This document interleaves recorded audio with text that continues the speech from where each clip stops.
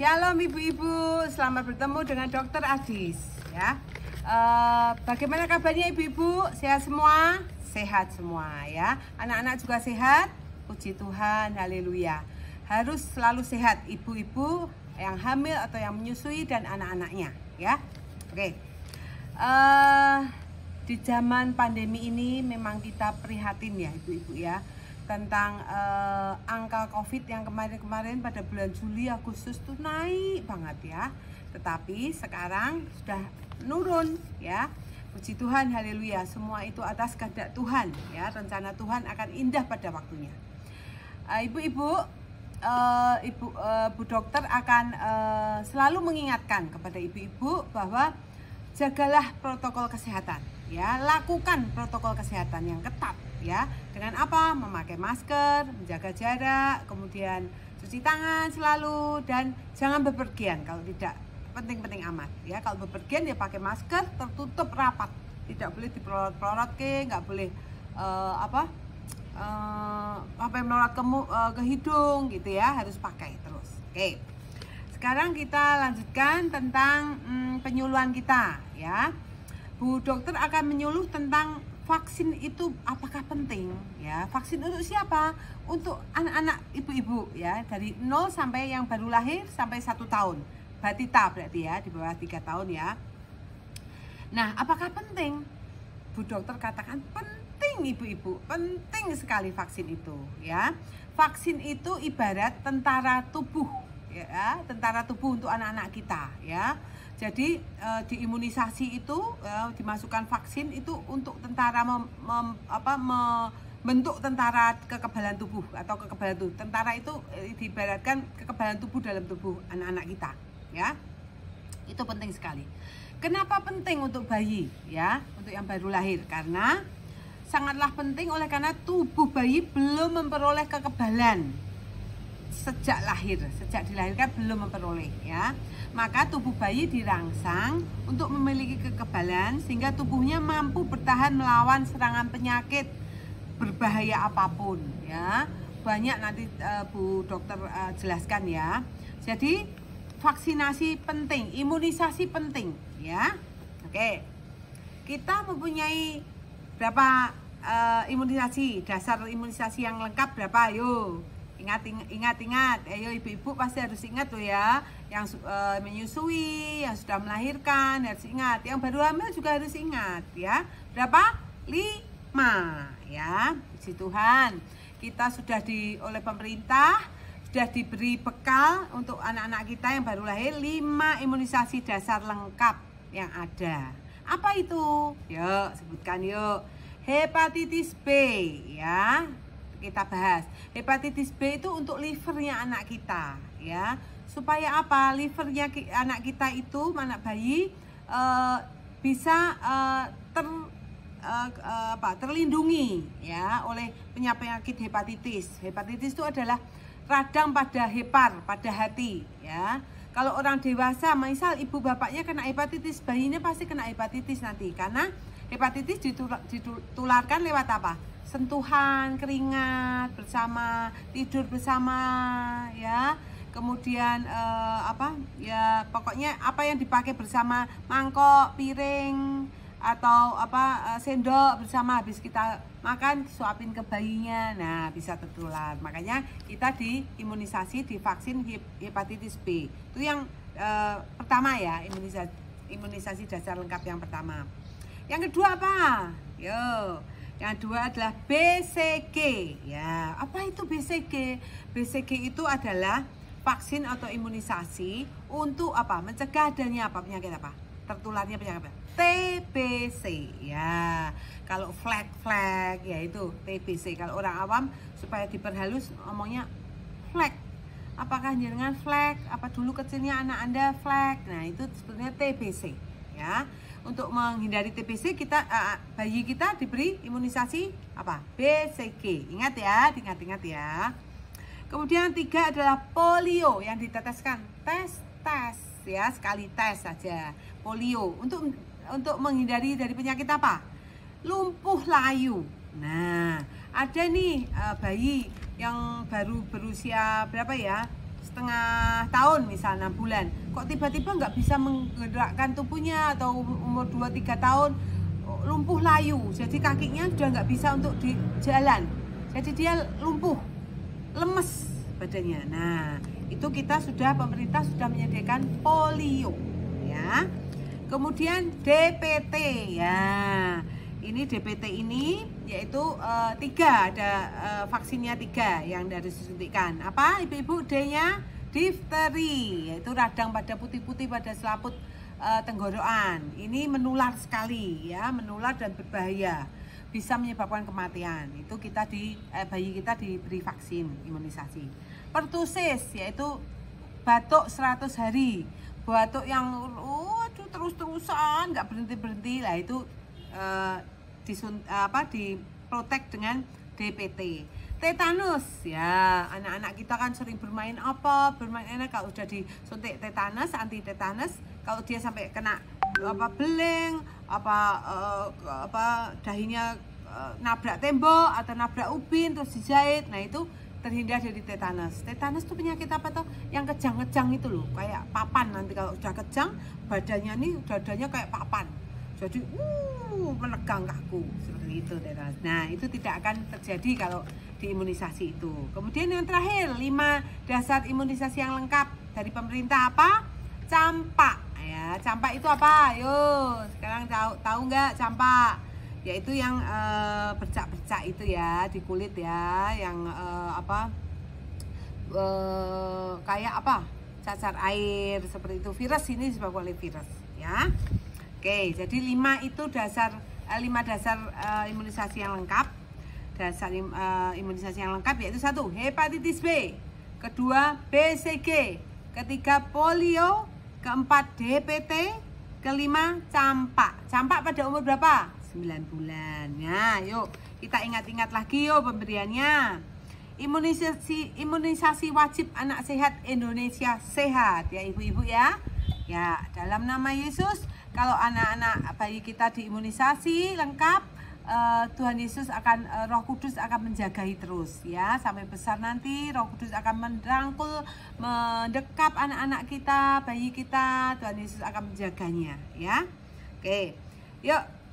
Di Indonesia program imunisasi mewajibkan setiap bayi usia 0 sampai 11 bulan mendapatkan imunisasi dasar yang lengkap. Jadwal waktu imunisasi, yuk, 0 sampai 7 hari imunisasi hepatitis B. Biasanya langsung akan diimunisasi oleh hepatitis B, ya. 0 sampai 7 hari. Jadi brojol sampai nanti 7 hari hepatitis B. Kemudian pada umur 1 bulan, nah, bayi kita akan diimunisasi BCG dan polio 1. Ya, pada umur 1 bulan imunisasi BCG dan polio 1. Kemudian dengan bertambahnya umur 2 bulan, bayi kita akan diimunisasi DTP, HB, HIB1 dan OPV2. Ya, ini namanya satu vaksin tapi banyak, dalam satu suntikan ada banyak. Itu ya. Kemudian pada umur 3 bulan imunisasi DPT. Ini DPT ini ya, bukan DTP. DPT, HB, HIB2 dan OPV3. Ya, itu ya pada 3 bulan. Kemudian pada 4 bulan DTP, HB, HIB3 dan OPV4. Ya, nanti akan diterangkan oleh bidannya, dokternya, atau oleh puskesmas atau posyandu lebih lanjut, ya, lebih luas lagi kalian, ibu-ibu. Kemudian pada 9 bulan, umur bayi kita 9 bulan akan divaksin, diimunisasi campak, ya, itu jadwal waktu imunisasinya per umur-umurnya, itu ya. Oke, oh ya, tadi yang vaksin yang banyak itu tadi, dalam satu vaksin disuntikkan banyak itu namanya pentabio, 5, ada 5, ya, itu dinamakan sekarang pentabio, ibu-ibu. Gitu ya, pasti mengenal lah ibu-ibu yang sudah punya anak, udah menyusui, udah bolak-balik ke posyandu, ya. Kemudian imunisasi rutin itu bisa dilakukan di mana? Yo, ibu-ibu pasti tahu ya, di mana? posyandu bisa ya. Siapa yang rajin ke posyandu? Kalau posyandu kan sebulan sekali untuk ditimbang bayinya, diberi makanan tambahan, kemudian dilihat kesehatannya, BB-nya, apakah dia BB-nya kurang, tidak di garis hijau ya, ada yang di garis merah, ada yang di garis kuning. Nah itu seperti itu di posyandu akan dipantau ya. Ya harus rajin ya ibu-ibu ya, datang ke posyandu. Oke. Kemudian kemana lagi kalau imunisasi rutin? Ke puskesmas ya. Ke puskesmas punya program untuk ibu-ibu yang anak-anaknya mau divaksin atau diimunisasi ya. Oke. Terus kemudian ibu-ibu juga bisa datang ke dokter praktek swasta. Bisa di sana ada yang melayani ya. Monggo kalau mau datang ke sana. Atau kemudian ke bidan praktek swasta. Nah, bu bidan ini biasanya jadi langganan ini ya, ibu-ibu yang ingin memeriksakan anak-anak, bayi-bayinya atau anak-anaknya ya, kalau sakit demam atau apa gitu ya. Kemudian ke rumah sakit juga bisa, rumah sakit manapun ya, di Kota Salatiga bisa. Oke. Ke Poli Ibu dan Anak, KIA ya, Poli Ibu dan Anak. Kemudian ini banyak yang bertanya ibu-ibu, Bu dokter atau Bu bidan, kalau anak saya tuh masih sakit batuk flu gimana? Boleh nggak diimunisasi gitu ya? Sebaiknya kalau Bu dokter Adis sebaiknya menunda dulu. Saya tunda dulu supaya keadaan bayinya itu sehat dulu. Karena apa? Yang dimasukkan adalah vaksin ya, adalah kuman atau kuman-kuman yang dilemahkan atau dimatikan ya, mereka dimasukkan. Nah itu menyebabkan nanti anak-anak tambah panasnya tambah tinggi, badannya tambah tidak enak ya, sudah sakit flu, kasihan kan, sudah merasakan sakit flu, pusing, badan nggak enak, kok ditambahi sakit yang suntikan juga sakit ya, atau di paha sakit. Nah kasihan. Kalau sebaiknya kalau Bu Adis, menurut Bu Adis ya, tunda dulu aja batuk pilek ya, batuk pilek atau panas ya, ini juga ditanyakan kalau panas gimana, jangan, tunda dulu aja kalau menurut Bu Adis. Sebaiknya dalam keadaan sehat dulu anak-anak kita, bayi kita, baru diimunisasi. Oke? Kemudian kalau pileknya Bu dokter, pileknya alergi gimana? Nah kita lihat, kalau waktu pagi itu dia pileknya agak parah, alerginya ya jangan dulu lah. Tapi kalau hanya sudah agak membaik agak siang gitu ya, siang jam 9 itu udah nggak pilek ya, monggo nggak apa-apa ya. Tapi kalau pileknya parah jangan dulu. Pokoknya kepengennya Bu Adis tuh kalau nyuntik ke bayinya itu dalam keadaan sehat ya, gitu ya. Kemudian kalau sedang berobat, nah bayinya itu lagi berobat Bu, minum antibiotik, minum obat flu, boleh nggak ini? Nah kalau itu sama Bu Adis, sebaiknya ditunda ya, biarkanlah bayi kita enak dulu lah ya, anak kita enak dulu, badannya enak, dia ketawa-ketawa, sehat, sudah seminggu berlalu dari sakitnya, baru kita bawa ke posyandu atau ke layanan kesehatan terdekat untuk divaksin gitu ya. Oke. Kemudian ada yang bertanya nggak? Nggak ada yang bertanya, nggak bisa bertanya ya. Ya udah nggak apa-apa. Nanti kalau misal kurang jelas, ibu-ibu bisa di Bah Google. Nah, Bah Google itu nanti dicek mau info apa, coba dicari. Tapi infonya dari sumber yang benar ya, dari .com atau doc itu bisa untuk berkonsultasi. Oke. Kemudian kita sudahi yang vaksin ini tadi ya, vaksin dasar yang 5 lengkap tadi ya. Untuk vaksin itu jadi penting ya ibu-ibu, Bu dokter garis bawahi, penting untuk divaksin anak-anak ibu-ibu ya, anak-anak panjenengan, bayi-bayi panjenengan, penting ya. Oke, sekarang kita berlanjut ya. Ini kata Mbak ini disuruh tentang vaksinasi COVID-19 untuk ibu menyusui. Nah, itu penting atau enggak? Itu penting lah ya. Dulu sebelum ada vaksin untuk ibu menyusui dan ibu hamil, nggak boleh dulu ya. Ini ditunggu dulu. Nanti dari pemerintah boleh Kalau boleh nanti baru disuntikan. Nah, sekarang sudah boleh ya. Vaksin COVID-19 untuk ibu menyusui dan ibu hamil. Boleh, monggo silahkan, aman. Sinovac, kalau Sinovac untuk diberikan memang Sinovac dulu kalau di Salatiga ya, untuk lebih amannya. Karena efek sampingnya kecil ya. Nah, ibu menyusui aman divaksin COVID-19 karena vaksin COVID-19 yang disuntikan bukan virus hidup ya.